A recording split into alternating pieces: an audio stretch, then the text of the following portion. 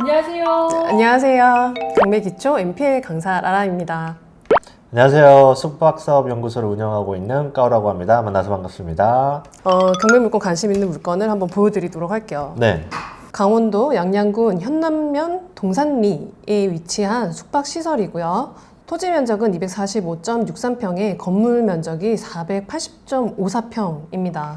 감정 가격은 63억 6천만 원 정도였는데 이게 유찰이 좀 많이 됐어요. 유찰이 돼서 현재 4차까지 떨어져가지고 21억 8천만 원 정도거든요. 근데 이 물건을 제가 봤을 때 여기 시내에 있는 중심 상권에 있는 숙박시설이 아니라 강원도 양양이라는 좀 특별한 위치에 있는 숙박시설 같아요. 근데 이런 물건들은 도대체 어떻게 보고 분석을 해야 되는지, 매출은 어떻게 또 봐야 되는 건지, 경매 투자자로서 어떻게 접근해야 되는지 잘 모르겠더라고요. 그래서 까오님한테 한번 여쭤보고 싶었거든요. 근데 이게 지금 운영을 하고 있는 건가요? 최근에 한번 임장을 갔다 왔는데 네. 운영을 안 하는 것 같더라고요. 요거 네. 한번 지도로 좀 봐주시겠어요, 까오님이? 네. 이쪽 라인들 있잖아요. 이렇게. 네. 여기 라인들. 네. 여기 라인들 쪽에 예전에 제가 답사 갔었을 때 보면은 평당 막 3천, 4천 이런 식으로 해서 땅이 없어서 못 판다. 그렇더라고요. 한참 여름 되면 우리 또 서핑이 한창 핫할 때가 있었잖아요. 이제. 그래서 예. 이쪽으로도 서핑하러 많이 오고 하다 보니까는 여름에 이 숙박이 저는 부족하다고도 들었었거든요. 그래서 특히나 바다가 보이는 이런 모텔을 지을 수 있는 땅이 되게 귀하다고 들었었거든요. 맞아요, 맞아요. 그래서 가격도 꽤 비쌌다 그렇게 알고 있거든요. 인스턴트 호텔이라는 곳인데. 네. 근데 사진으로 봤을 때 되게 좋아 보이는데 아닐까요? 그러게요. 사진으로는. 네. 여기 수영장도 있어. 그 인피니티 바다 풀도 보이면서 있네. 이렇게 수영도 하도 되는 거 아니에요? 그렇죠. 나름 색깔의 포인트를 좀 많이 준 인테리어 같아요. 그냥 이제 인스타 올라가고 좀 다채롭게 사진 찍는 용도로 보이게끔. 근데 사실 그런 거는 나중에 영업할 때 좋은 거 아니에요? 요즘에 또 그 인스타 감성, 사진 찍으러 여자분들의 감성을 좀 건드려줄 수 있는 게 있잖아요. 저는 약간 조금 그런 게, 저는 모텔을 하는 사람이다 보니까 네. 관리가 쉬운 거를 항상 생각을 하고 질리지 않는 인테리어를 선호하는 편인데, 네. 이런 것들은 저는 조금 이제 너무 지루해지기 쉽지 않을까라고 해서 좀 약간 오로지 이제 관광 상권에 바닷가가 보이니까 이제 할 수 있는 인테리어, 저는 그렇게 생각을 해요. 객실 수가 몇 개인지 한번 볼까요? 일단은 지금 어플상에서는 9개라고 나와 있네요. 그러면 이게 좀 접근하는 게 다른 게, 일반적으로 모텔 같은 경우에는 우리가 대실과 숙박을 다 영업을 하는데, 여기 같은 경우에는 대실 영업을 안 하잖아요. 그리고 딱 봐도 예약 중심으로 돌아가는 곳이단 말이에요. 그러니까 매출을 그냥 일반적인 모텔로 보기에는 조금 무리가 있고, 근처에 비슷한 여건에 비슷한 영업 방식을 영위하고 있는 숙박시설이 있으면 그거를 가지고 유추하는 수밖에 없죠, 이거는. 그러면 다른 곳에 비교할 만한 숙박 업소들도 좀 한번 볼 수 있을까요? 근처의 매물들을 간단하게 한번 살펴본 건데요. 여기가 객실 수가 10개라고 나와 있어요. 그건 거의 비슷하네요. 예, 그렇죠. 그리고 사실 인테리어만 인테리어는 봐도 비슷한 느낌인데 뭐 여기도 뷰로 먹고 사는 곳이구나. 이런 데가 연 매출로 보게 되면은 한 10억 정도 한다고 알고 있거든요. 그럼 연매출 10억 정도 하면은 이게 대략적으로 뭐 40%, 50% 정도 이렇게 수익이 어느 정도로 보면 돼요? 이런 데는 객실 수가 작잖아요. 네. 일반적인 모텔 같은 경우에는 우리가 많이 나오면은 뭐 한 40% 정도고, 거의 대부분 20%에서 40% 사이에 위치할 수 있다고 보는데, 이런 곳은 직원도 그렇게 많이 안 쓸 거고, 그렇기 홍실이 때문에 적으니까. 그렇죠. 그리고 거의 대부분이 사장이 직영으로 운영을 하다 보니까 그런 수익적인 부분에 있어서는 인건비 모텔보다는 절약이 많이 될 것 같아요. 그렇죠. 확실히 높죠. 본인들이 직접 청소해도 사실 상관없는 거라서. 그러다 보니까 모텔의 40%보다는 충분히 더 벌 수 있지 않을까. 그럼 최소한 생각을 해요. 50% 정도는 수익으로 봐도 돼요? 뭐 그것까지는 제가 뭐 확답을 드리기는 그렇지만, 그래도 모텔보다는 낫다? 수익률이 더 높을 거다. 까우님, 여기는 양양이라는 좀 계절성 수요가 강한 지역인 것 같아요. 네. 성수기하고 비수기에 매출의 영향이 어느 정도가 있을까요? 그거는 이제 제가 이쪽 펜션에 직접 종사를 한 게 아니니까 모텔을 빗대서 말씀을 드릴게요. 네. 근처에서 매매가 된 모텔이 있는데, 그 모텔 같은 경우에는 1년 매출에서 성수기 7월, 8월 2달 동안에 매출이 30%가 발생을 해요. 그러면은 계절적으로 봤었을 때 거의 여름에 대부분을 벌고 나머지 달에 이제 나머지를 버는 거라고 보면 되는 거죠. 그러면 이런 모텔이나 호텔을 운영할 때 결국에는 여름에 바짝 땡겨야 된다는 얘기신 거잖아요. 그죠? 여름에는 사실 방이 없어서 못 파니까 네. 그때 객단가도 이제 많이 올라가고 최대한 집중해서 파는 거죠. 네. 그러면 숙박업을 하는 입장으로서 이렇게 양양에 나와 있는 좀 숙박 시설을 볼 때 어떤 거를 좀 주의 깊게 보면 좋을까요? 사진에서도 보면은 제일 밑에 층에 인피니티 풀이 있고 그다음에 네. 객실이 있잖아요. 그런데 이런 식으로 바닷가나 인피니티 풀이 있는 곳에 불법 요소들이 상당히 많이 있습니다. 아, 불법이요? 예. 어떤 그러니까 제일 처음에 준공을 내기 위해서 이제 공사를 하고 그다음에 준공이 난 다음에 구조를 바꾸는 거죠. 그러면 내가 이제 경매로 접근을 하잖아요. 그럼 경매로 접근을 했을 때 이게 안에 불법적인 요소가 어느 정도나 있는지를 반드시 확인하고 들어가야 돼요. 내가 만약에 들어갔는데 영업권을 승계받는다든지 그렇게 할 때 그런 불법적인 부분 때문에 뭐 대출이 안 나온다든지 아니면 영업권 승계하는데 문제가 생긴다든지 소방법에 문제가 생긴다든지 그럴 수가 있기 때문에 반드시 그거는 확인을 하고 입찰 유무를 고려해야 돼요. 예를 들어서 만약에 소방법에 지금 어긋나서 불법적인 면이 있다고 하면은 지금 현행에 맞춰서 다시 또 해야 되는 건가요? 그럴 수도 있죠. 그리고 이제 지금 겨울이잖아요. 여기가 운영을 하고 있는지 아닌지가 또 상당히 중요한 게 네. 모텔은 시설이다 보니까 배관이나 이런 것들 안 쓰면은 녹도 쓸고 그다음에 겨울이기 때문에 이게 얼어서 다 동파되고 터질 수가 있단 말이에요. 근데 만약에 지금 운영을 안 하고 있다. 계속 다 얼어가지고 배관이 다 터져 있다. 그러면 나중에 내가 이거를 낙찰받고 운영을 하게 될 때 큰 코 다칠 수 있는 거죠. 배관 공사하고 설비 공사하고 이러는데 전혀 생각지 못했던 지출들이 계속 들어가다 보니까 그런 시설 부분들을 진짜 철저히 확인을 해봐야 되는 거예요. 입찰하기 전에 이게 어느 정도나 오랫동안 영업을 했는지 안 했는지 확인도 해보고 그래야 됩니다. 까운님, 네. 지금까지 근데 좀 안 좋은 얘기만 해주신 것 같아요. 그러면은 좋은 점도 있을 것 같거든요. 그럼요. 네, 좀 얘기 좀 해주세요. 지금 사실 가격이 여기 근처 평당가 대비해서 너무 많이 감정가가 64억인데 21억까지 떨어졌다라는 거는 정말 싸거든요. 네, 이 건물 짓는데도 지금 짓는다고 했을 때 되게 돈이 많이 들 것 같긴 한데 보시면은 여기 보존 등기도 23년이에요. 좋다. 거의 신축 가까운 건물 아니에요, 이 정도면? 예, 그럼요. 네. 이 정도면 아주 좋죠. 그래서 이 건물 짓는데도 사실 요즘에는 비용이 많이 들어가지고 절대 저 네. 금액으로 못 짓죠. 제가 볼 때는 그래도 일단 가격적인 메리트는 있지 않을까라는 생각이 좀 들었었거든요. 그럼요. 저 금액으로는 절대 저 한 동 지을 수도 없고 요새는 진짜 그런 부분에서는 정말 이게 메리트가 있는 것 같은 게 첫 번째 가격이 너무 싸네요.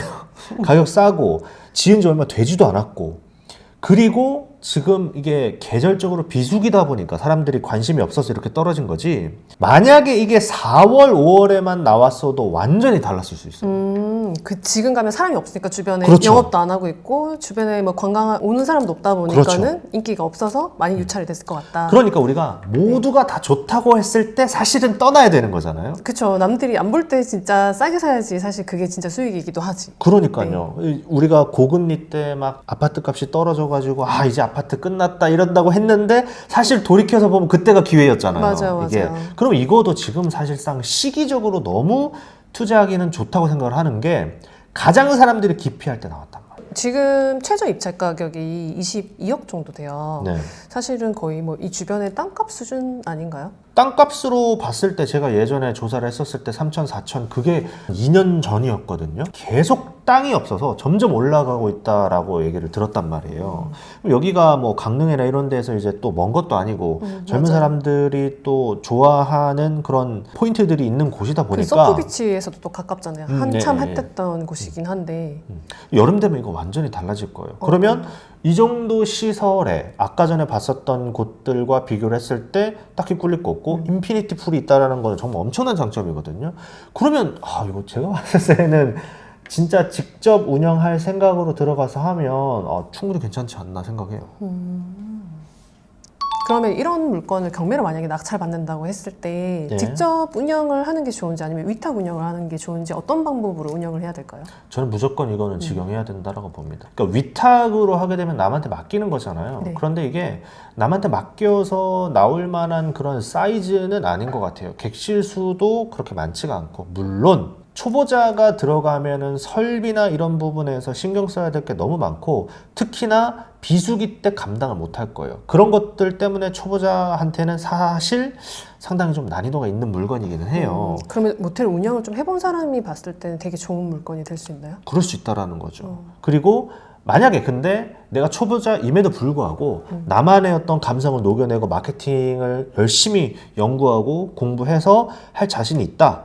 그러면 갈아 넣어서 한다고 그러면 충분히 가능성은 있다라고 봐요, 저는. 만약에 위탁으로 할 거다라고 하면 정말 믿을 만한 사람한테 맡겨야 되겠죠. 그런데 저는 2순위로 볼 것 같아요, 위탁은. 또 궁금하다고 얘기 드렸던 게 오래된 모텔 같은 경우는 시설을 다시 또 리모델링을 해야 될 수도 있잖아요. 네. 그럼 대출할 때 리모델링 비용 같은 거는 대출이 나오는지 이런 게 좀 궁금하긴 하더라고요. 일반적으로 경매로 내가 낙찰을 받으면서 리모델링 비용까지 대출을 하는 거는 네. 조금 어렵고요.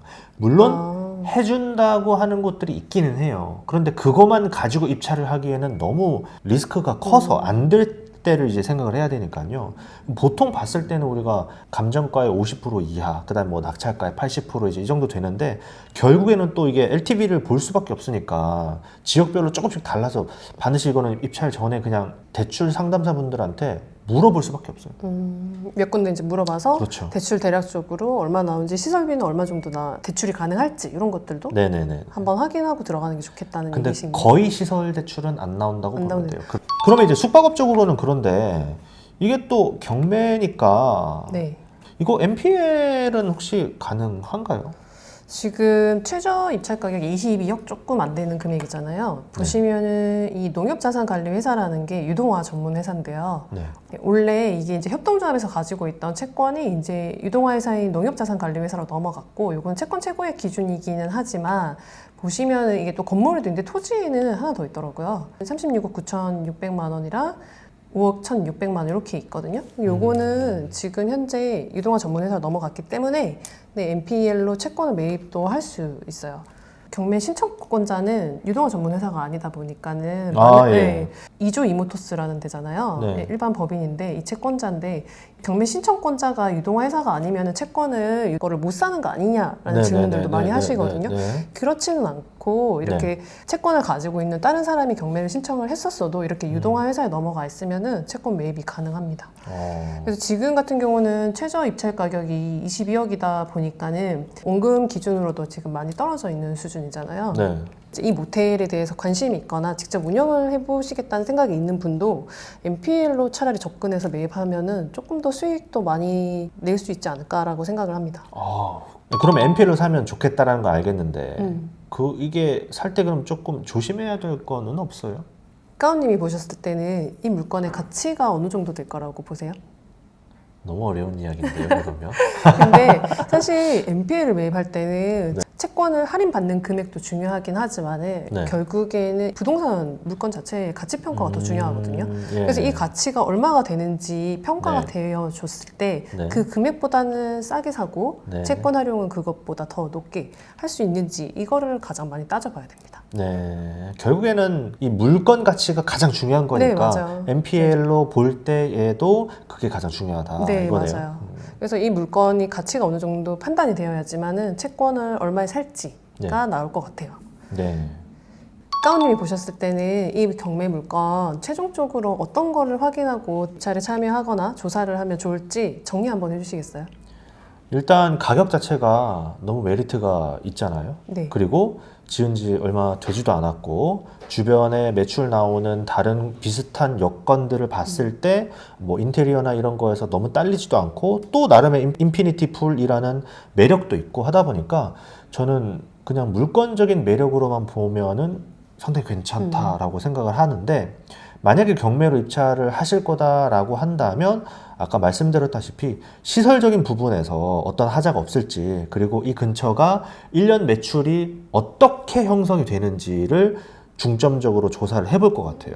여름하고 겨울하고 그다음에 지금은 특히나 이런 비수기 때는 어떻게 장사를 해야지 그나마 조금 덜 손해를 볼 건지 그런 것들도 생각을 한번 해보고 그리고 이제 주변 부동산도 한번 가봐야 되겠죠. 시세가 어떤지 그리고 거래는 얼마나 잘 되는지 그런 것들을 종합적으로 판단하고 또 하나 이제 놓치지 말아야 될 게 영업권 같은 경우를 승계받을 때 내가 문제가 없을지 허가나 불법적인 부분들 이런 것들을 반드시 확인하고 들어가는 게 필요하다라고 생각을 합니다.